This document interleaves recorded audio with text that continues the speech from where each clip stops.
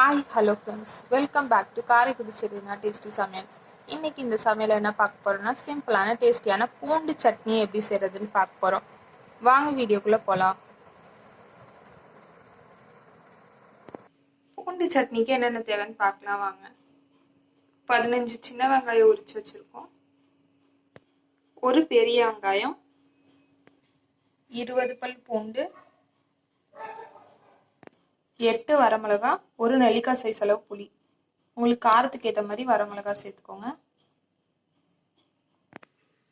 எடுத்து வச்ச எல்லாத்தையும் மிக்சியில் மாற்றியாச்சு. இதோட தேவையான அளவு உப்பு சேர்த்துக்கோங்க. இதை தண்ணி ஊற்றி நல்லா நைஸாக அரைச்சி எடுத்துக்கோங்க. தண்ணி ஊற்றி நல்லா நைஸாக அரைச்சி எடுத்தாச்சு. இப்போ அடுப்பு ஆன் பண்ணி சட்டி வச்சு நல்லெண்ணெய் 3 ஸ்பூன் ஊற்றிக்கோங்க. எண்ணெய் நல்லா ஹீட் ஆனோடனே கடுகு சேர்த்து நல்லா பொரிய வச்சுக்கோங்க. கொஞ்சம் கருவேப்பிலையும் சேர்த்துக்கோங்க. இப்போ அரைச்சி வச்சதை இதில் சேர்த்துக்கோங்க.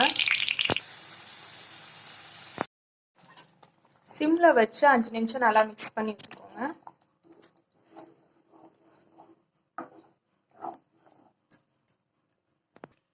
அஞ்சு நிமிஷம் சிம்மில் வச்சு நல்லா கொதிக்க வச்சு